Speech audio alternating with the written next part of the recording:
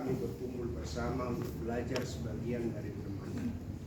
Karena itu Tuhan, kami mohon supaya Tuhan kuasai hati dan pikiran kami, supaya kami mengerti maksud firman-Mu dan melakukan di dalam kehidupan kami tiap-tiap hari. Bicaralah kepada kami siap mendengarkan sabda. Dalam Kristus Yesus kami berdoa. Amin. Amin. Mari kita membaca dari Injil Markus pasal yang kedua, ayat 1 sampai dengan ayat yang kelima. Injil Markus pasal yang kedua, ayat 1 sampai dengan ayat yang kelima. Kalau sudah ditemukan, kita akan baca secara responsoria. Saya akan bacakan ayat yang pertama, kemudian ayat yang kedua, baru saudara. Orang lumpuh disembuhkan. Kemudian sesudah lewat beberapa hari, waktu Yesus datang lagi ke Kapernaum, tersiarlah kabar bahwa ia ada di rumah. Maka datanglah orang-orang berkerumun sehingga tidak ada lagi tempat, bahkan dibuka pintu pun tidak, sementara ia memberitakan firman kepada mereka. Ada orang-orang datang membawa kepadanya seorang lumpuh, digotong oleh 4 orang. Tetapi mereka tidak dapat membawanya kepadanya karena orang banyak itu. Lalu mereka membuka atap yang di atasnya. Sesudah terbuka, mereka menurunkan tiang tempat orang lumpuh itu berbaring. Kita baca bersama-sama 1-3 ya. Ketika Yesus melihat iman mereka, berkatalah Dia kepada orang lumpuh itu, "Hai anakku, dosamu sudah diampuni." Sedemikian jauh pembacaan firman Tuhan untuk kita pagi hari ini. Saya kasih topik kecil bagi kita, bersama mencapai tujuan. Bersama mencapai tujuan. Saudara-saudara, ada ungkapan begini, bersama-sama belum tentu kerjasama. Tapi yang kerjasama tidak harus bersama-sama. Betul kan? Betul. Betul atau tidak? Betul. Artinya kerjasama itu di mana saja. Contohnya kemarin kami dari KSM bikin MOU ke STT Arabona memperbaharui itu di Cibubur. Tapi yang namanya bersama-sama belum tentu kerjasama, karena ada apa? Pikiran yang berbeda, tujuan yang berbeda, motivasi yang berbeda antara satu dengan yang lain. Tapi saudara, tema ini berkata bahwa bersama mencapai sebuah tujuan. Saudara, manusia itu adalah makhluk sosial yang tidak bisa hidup untuk diri sendiri. Saya kira sekaya apapun saudara, sehebat apapun saudara, sepintar apapun saudara, sekuat apapun saudara, tidak akan bisa hidup sendiri. Anda bisa melakukan sesuatu sendiri, tapi itu berkat pertolongan dan karya orang lain. Kita kasih contoh. Berak kan kita sendiri kan di toilet. Nggak ada mungkin diajak, kecuali yang sudah stroke kan, istrinya atau suaminya. Tapi kita nggak bisa, kita lakukan sendiri. Tapi itu membutuhkan karya orang lain. Toilet itu dikerjakan oleh orang lain. Wastafel itu, air itu dikerjakan oleh orang lain. Oleh karena itu saudara, kalau kita lihat di sini bahwa tadi saya katakan bahwa manusia adalah makhluk sosial yang tidak bisa hidup sendiri. Mau saudara sepintar, sejenius apapun itu, Anda tidak bisa hidup. Mau sebodoh apapun, apalagi Anda tidak bisa hidup. Mau sekaya apapun Anda, tetap Anda butuh orang lain. Artinya kita tidak bisa lepas daripada orang lain. Oleh karena itu perlu apa? Kebersamaan dalam mencapai sebuah tujuan yang ada. Saya tidak tahu apakah kita ada di sini yang berpikir saya bisa hidup tanpa orang lain. Saya kira dia sudah gila itu menurut saya. gila, dan itu perlu dibawa ke kemana? Grobel Bu ya, rumah sakit gila itu dibawa ke situ. Karena apa? Karena biar bagaimanapun saudara, kalau kita lihat berdasarkan teks yang ada ini, ada sebuah persoalan yang luar biasa yang dialami siapa? Orang lumpuh itu sebelumnya.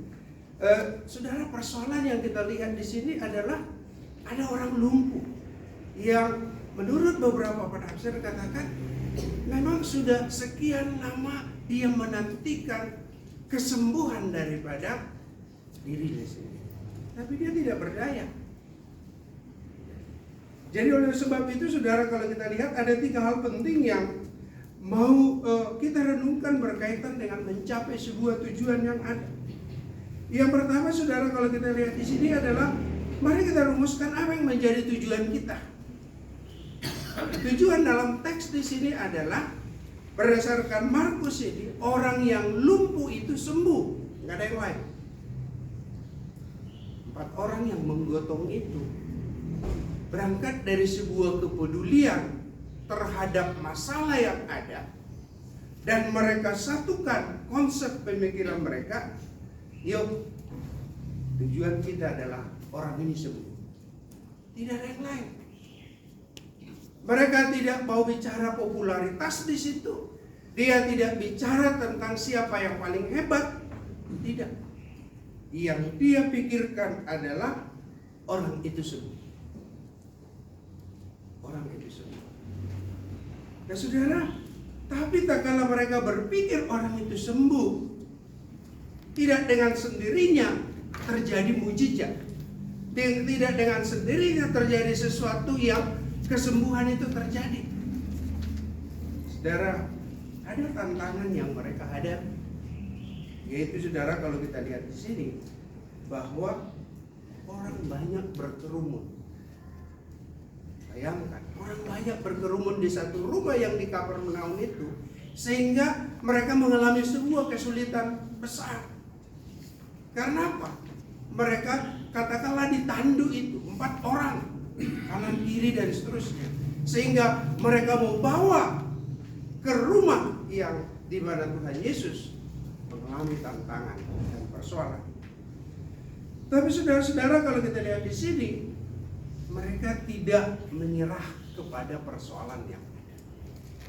Mereka tidak putus asa, tapi mereka terus berusaha sehingga mereka menemukan sebuah jalan keluar untuk menghadapi kendala yang ada. Saudara, teks yang ada di sini kita lihat, mereka membuka atap. Mereka membuka atap rumah itu. Berarti mereka naik. Coba bayangkan, mereka naik dengan menggotong orang yang lumpuh itu 4 orang. Itu berarti mereka memadukan berbagai macam kekuatan. Alkitab tidak menjelaskan apakah yang satu kuat, lemah dan segala macam. Tapi yang namanya 4 orang pasti ada perbedaan. Ada kelemahan, ada kekuatan. Tapi mereka memadukan itu menjadi sebuah kekuatan yang besar. Untuk apa? Untuk mencapai sebuah tujuan yang ada, yaitu kesembuhan dari seorang lumpuh yang ada. Saudara-saudara yang saya kasih dalam Tuhan Yesus, kalau kita coba perhatikan dalam teks ini, itu berarti yang kedua, mereka betul-betul siap menghadapi masalah-masalah yang ada. Jadi, saudara, kalau kita coba perhatikan di sini, sedikit berbeda ya. Poin. Oke, ulang. Ya. Jadi tadi saya katakan siap menghadapi kendala. Kendalanya adalah orang banyak. Tadi saya katakan. Tapi saudara, mereka memadukan semuanya itu untuk mencapai sebuah tujuan. Yang terakhir saudara, kalau kita lihat apa rahasianya sehingga mereka bersama bisa mencapai sebuah tujuan yang ada. Saudara, kalau kita lihat di sini ada kesepakatan. Ada kesepakatan. 4 orang itu Alkitab tidak menjelaskan mereka berunding dulu, mereka rapat dulu. Tapi saya yakin ada kesepakatan. supaya orang itu akhirnya dibawa kepada Tuhan Yesus. Maka benar kata Tuhan Yesus, jika kamu berdua harus sepakat dulu. Dalam keluarga juga saya kira begitu. Suami dan istri dan anak-anak sepakat dulu. Tapi kalau istrinya ke utara, suaminya ke selatan, anaknya ke barat dan segala macam, gak jadi. Gak akan jadi. Jadi, saudara, kalau kita lihat di sini ada kesepakatan. Nah, untuk mencapai sebuah kesepakatan tadi, itu tadi saya katakan, berarti harus belajar mendengar dari orang lain, menerima konsep berpikir orang lain, dan itu dirumuskan sedemikian rupa sehingga pada akhirnya apa? Ada sebuah kesepakatan. Nah, kalau kita bicara kesepakatan, itu berarti bukan ide, tapi ide bersama. Itu yang namanya disebut kesepakatan.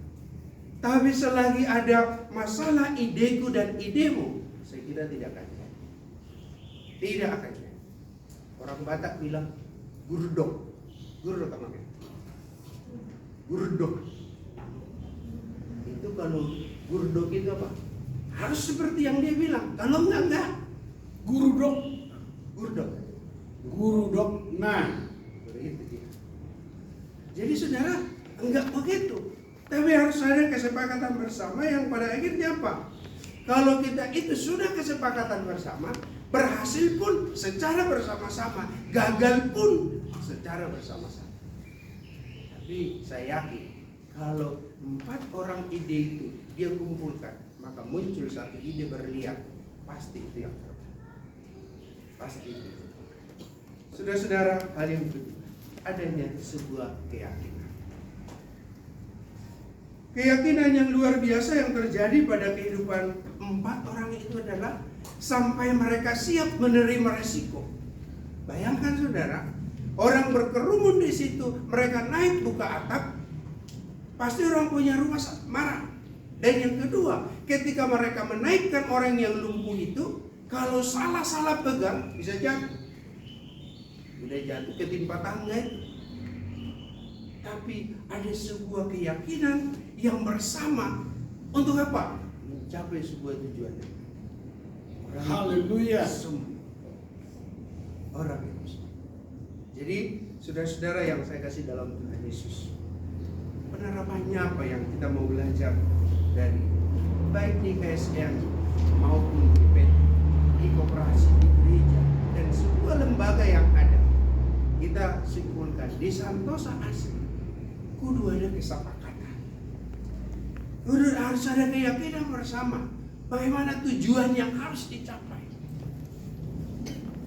Kalau tidak ada, pasti nanti ketika itu gagal, pasti saling mempersalahkan.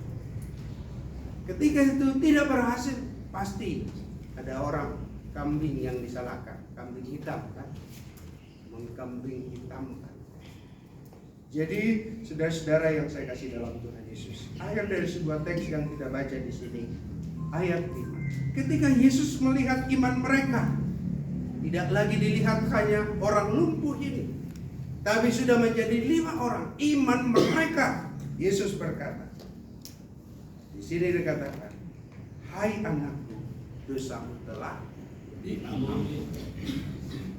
Dosamu telah diampuni. Sehingga mereka apa yang mereka rencanakan dari semula tercapai dengan baik. Dan Yesus menghargai kebersamaan yang ada dalam mencapai sebuah tujuan. Bayangkan saudara, Tuhan Yesus saja untuk melaksanakan misi karya besar di dunia ini melibatkan orang. Dia panggil para murid 12, hilang 1. Dia panggil para penatua dan segala macam. Untuk apa? Melaksanakan misi besar sehingga bisa tercapai. Siapa diri kita yang menurut kita bisa berkata, saya bisa tanpa Anda. Ya mungkin ke pribadi oke, bisa. Saya bisa tanpa Anda, tapi orang lain saya butuhkan. Pasti itu yang terjadi. Saudara-saudara yang Tuhan Yesus kasih, mari kita belajar dari keempat orang